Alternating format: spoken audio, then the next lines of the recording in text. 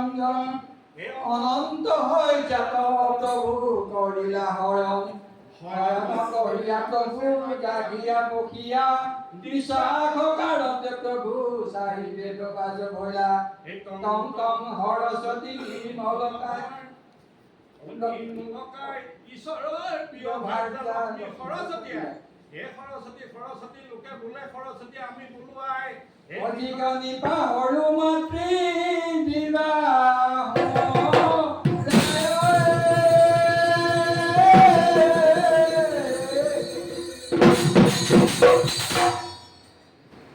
ইয়াকে কয় ৰাগ মালিতা আমি যিটো ওট আনিলোঁ সেইটো এটা ৰাগত বন্ধা আছে আমি উজনি ফালে দক্ষিণ পাৰৰ ওজাসকলে ৰাগ মালিতা বুলি নকওঁ আমি চিধাই মালিতা বুলি কওঁ কিন্তু উত্তৰ পাৰলৈ যিসকল ইয়াৰ পৰা দক্ষিণ পাৰৰ পৰা গৈ উত্তৰ পাৰত সংস্থাপিত হ'ল তাৰ ওজাসকলে ৰাগ মালিতা বুলি কয় মই তাৰ পৰা ভাবিছোঁ CCRTৰ যেতিয়া জুনিয়ৰ স্কলাৰশ্বিপৰ কাৰণে মোক সিলেকশ্যনলৈ মাতিলে তাৰ ষ্টুডেণ্টে ৰাগ মালিতা বুলি গাইছে মই কেলৈ ৰাগ মালিতা বুলি গাইছে কি ৰাগ তাৰপিছত মই গৈ পেলাই মোৰ এজন গুৰু আছে দাদা বুলিয়ে মাতো আমি একেলগে কাম কৰোঁ অজিত বৰা বুলি আমি অজিত বৰাৰ লগত পাতিছিলোঁ এই কথাটো কেলৈ ক'লে তেতিয়া ক'লে তুমি গোৱাচোন অঁ যিটো আছে সেইটো এটা ৰাগত বন্ধা আছে যেনেকৈ গুৰুজনাই বৰগীতত ৰাগ বান্ধিছিল গতিকে সেইটো হ'ল ৰাগ মালিতা ইয়াৰ পিছত আমি ঢোলৰ চলনা এতিয়া সেই গোটেইবোৰ মই এতিয়া নকওঁ কাৰণ ইতিমধ্যে মন্ত্ৰী মহোদয় আহি প্ৰদান কৰাৰ কথাটো যে কৈছোঁ এতিয়া আমি এই যে 64 পাজনাৰ কথা কৈছোঁ আমাৰ ওজাসকলৰ প্ৰথম হাত হ'ল ঘিনখিতা গতিকে আমি ঘিনখিতা হাতেৰে প্ৰথমতে অকণমান চমুৱাই মই কথাখিনি বুজাই দিওঁ তাৰ আগত মই অকণমান লাগ গাম এই লোকে নিমলহে আছে মই চিনাকি কৰিছোঁ এইটো হ'ল লোকেন বৰা আমি একেলগে কলেজত পঢ়া একে মেথছৰে আৰু এওঁ কমাৰবন্ধা হায়াৰ ছেকেণ্ডেৰী প্ৰিন্সিপাল হৈ ৰিটায়াৰ কৰিছে লোকেন বৰা আমি একেলগে পঢ়া হা আৰু তেওঁ ঢোল বজায় আৰু মীনালৈও বজায় হা এতিয়া মই সঞ্চালক মহোদয়ক সুধিছোঁ গোৱা লাগ আমাৰ ওজাসকলে মিঠা লাগ বুলি কয়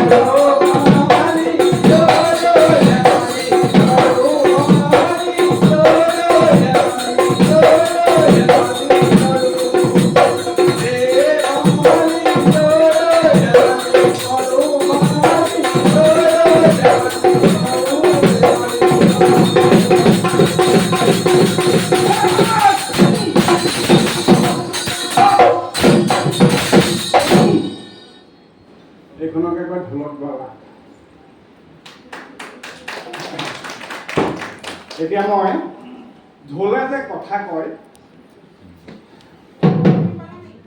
মন্ত্ৰীয়ে যেনেকে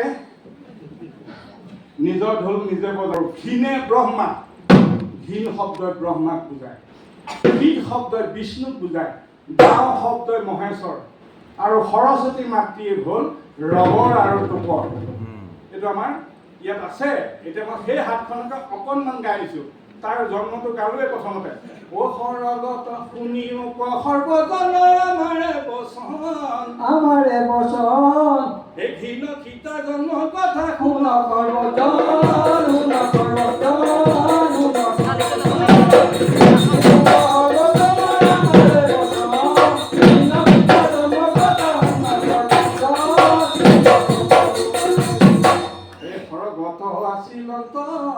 চৌষষ্ঠি বাজনা পাণ্ডুৰ পুত্ৰ ধনঞ্জয়ে কৰিলে ৰচনা।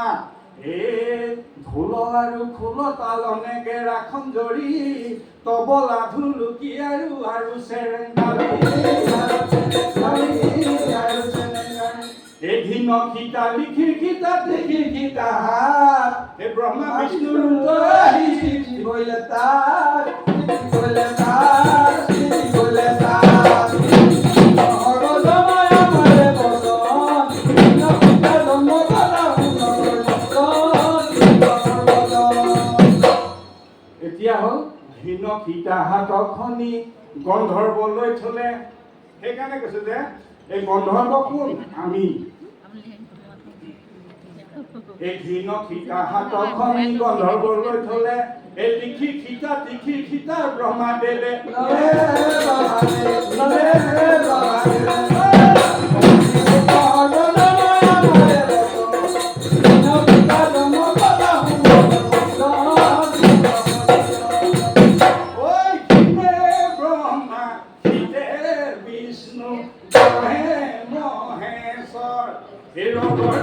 সৰস্বতী পাই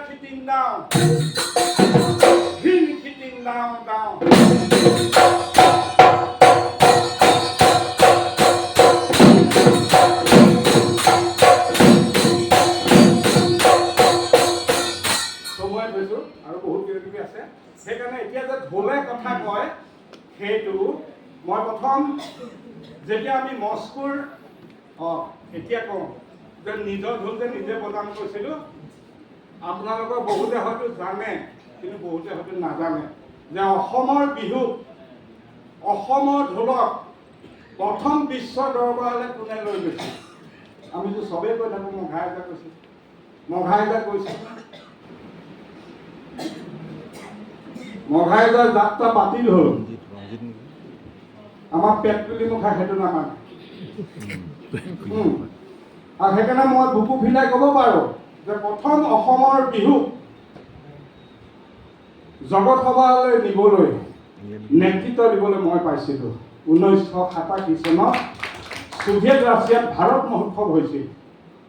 কলিয়াবৰৰ 16জনীয়া বিহু দল, গুৱাহাটী বিশ্ববিদ্যালয়ৰ 10জনীয়া, এই 26জনীয়া দলটোক দলপতি হিচাপে ভাৰত চৰকাৰে মোক নিৰ্বাচিত কৰিছিল। মস্কোৰ লেনিন ষ্টেডিয়ামত আমি প্ৰথম বিহুৱে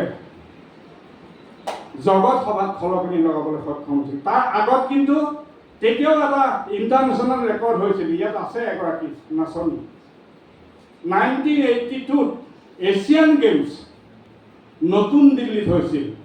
তেতিয়া মোক দায়িত্ব দিছিলে আনন্দমোহন ভাগৱতী ছাৰে যে তই 6 মিনিটৰ উজাহাত বজাবি আৰু তোক এটা দল দিছোঁ, তাক শিকাই বুজাই 8 মিনিটৰ বিহু কৰিবি। চেৰেকাপাৰ বিহু দল আছিলে, চেৰেকাপা সৰুজনীকে গীতিমণি, তাইক ননী বুলি জানো তেতিয়াবা, সেই সদস্য আছে, সেইগৰাকী সদস্য। সেই প্ৰথম ইণ্টাৰনেশ্যনেল লেভেলত হৈছিল, কিন্তু দিল্লীত হ'ল। নতুন দিল্লীত হোৱাৰ কাৰণে আমি প্ৰথম বিদেশলৈ বিহু লৈ গৈছোঁ বুলি ক'ব নোৱাৰা হ'লোঁ। কথাটো সেইটো, কিন্তু প্ৰথম 82ত চেৰেকাপা বিহু দলটো মই পোনাই বজাই আমি একেলগে বিহু মাৰিছিলোঁ। সেইসকল এতিয়া ভাল ভাল চাকৰিয়াল, বহুতে ৰিটায়াৰ কৰিলে। পৰৱৰ্তী সময়ত 85 চনত মই যেতিয়া গুৱাহাটী বিশ্ববিদ্যালয়ত থাকি তাৰ পৰা আমি এই ৰাছিয়ালৈ গ'লোঁ। সেইকাৰণে মই এতিয়া আমি বিহু গাওঁ। এই ওজাবোৰ কৈ থাকিলে আপোনাৰ কাৰোবাৰ খঙে উঠিছে নি বাৰু? নাই উঠা। গতিকে সেই চাউলুং চুকাফাই যে মান্যতা দিছিলে, সেইকাৰণে প্ৰথমে আমি ওজা বজাইছোঁ। কাৰণ এতিয়া মই ক'ম, সত্য যুগে পাতিছিলে হৰগৰি কিবা, সেই যুগত বজাইছিল ঢোল অনাদি ঢুলীয়া। সেই যুগত আছিলে ঢোলটি সোণৰ, ঢোলটি সোণৰ। তেতা যুগে পাতিছিলে শ্ৰীৰাম চন্দ্ৰৰ বিয়া, সেই যুগত বজাইছিল ঢোল বিনন্দী ঢুলীয়া। সেই যুগত আছিলে ঢোলটি ৰূপৰ। দাপৰ যুগত পাতিছিল শ্ৰীকৃষ্ণৰ ৰুক্মিণী বিবাহ, সেই যুগত বজাইছিল ঢোল নন্দী ঢুলীয়া বা সুনন্দী ঢুলীয়া। সেই যুগত ঢোলটি আছিলে তামৰ। আৰু কলি যুগত পাতি আছে ৰজা প্ৰজাই বিয়া, কাৰণ চাউলুং চুকাফাই বিয়া পাতিলে, চুতীয়া ৰজা হ'ল, নৰনাৰায়ণো বিয়া পাতিছে, আমাৰ এতিয়াও তিৱাসকলৰ ৰজা আছে, গোভা ৰজা, তেওঁলোকে পাতিছে, আমিও বিয়া পাতিছোঁ। সেইকাৰণে কলি যুগে পাতি আছে ৰজা প্ৰজাই বিয়া। সেই যুগত বজাইছিল ঢোল সুদন ঢুলীয়া। সেই যুগত ঢোলটি কেৱল কাঠৰ। এতিয়া কাঠৰ ঢোল প্ৰচলিত হৈছে। আৰু এইটো কি কাঠ? আমি আজিকালি সকলোৱে কঁঠাল কাঠকে ব্যৱহাৰ কৰোঁ, কিন্তু পূৰ্বতে কঁঠাল কাঠ নাছিল। গোলোকৰ গুটি কৃষ্ণ দিলে ব্ৰহ্মাৰ হাতত, ব্ৰহ্মাই অৰ্পিলে গুটি ঋষি নাৰদত। নাৰদে গুটি পাই পৃথিৱীত পঠাই, মধ্যম ৰাতি চামজুপি ফাটিয়া ওলায়। মহাধৰ্মে আশী ভৈলা চামৰ মাজে সাৰ, বিশ্বকৰ্মাই কাটি আনি কান্ধত ল'লে ভাৰ। আৰু এই কাঠৰ খোলা তৈয়াৰ কৰা মানুহজন সুকুমল বাহৰে ঢোল কৰিলে গঠন, অনন্তৰ লালবীজ 4টি বৰণ। এই ঢোলত কাঠৰ ৰং নিদিয়ে, 4টা ৰং আছে, লা, হেঙুল, নীল আৰু হাইতাল। লা, হেঙুল, নীল আৰু বৰ্ণ হাইতাল, এই 4 ৰঙে ঢোলত খাতে সৰ্বকাল। গতিকে এই ঢোলটোৰ মহিমা বহুত। এই যে ঢোলটো নাবাজে হাতেৰে ঢোল পাই কেন কৰি, গজে হিৰ নাইক্ষে যত আছে তপ কৰি, তেতিখনে বাঁহমূৰ উৎপত্তি হ'লে হৈ বোধে বাঁহগুৰিত মাটি চপাই দিলে। 3 বছৰ মূৰে বাঁহ পৰিণত হ'লে আৰু তাৰ গুৰি চেও কাটি ঢোলৰ মাৰিক সাজিলে। ভকত ভোমৰাই আহি ভিতৰে গুঞ্জৰে, চাপৰ মাৰিলে ঢোল ডাও ডাও কৰে। ইমানতে আমি সামৰো, সময় নাই আমাৰ তাকৰ 5 মিনিটতে আমি সামৰি দিওঁ। কাৰণ এতিয়া যদি মই ওজাকে বজাই থাকোঁ চবৰে খং উঠিব। গতিকে আমি অকণমান বিহু গাব লাগে, হয় নহয়? গতিকে এইকেইটা অঁতৰাই দি বিহু এটা গাই দিওঁ আৰু চবে নাচক। মই আহিম আৰু আপোনালোকে নানাচিলে কেনেকৈ হ'ব, হয় নে নহয়?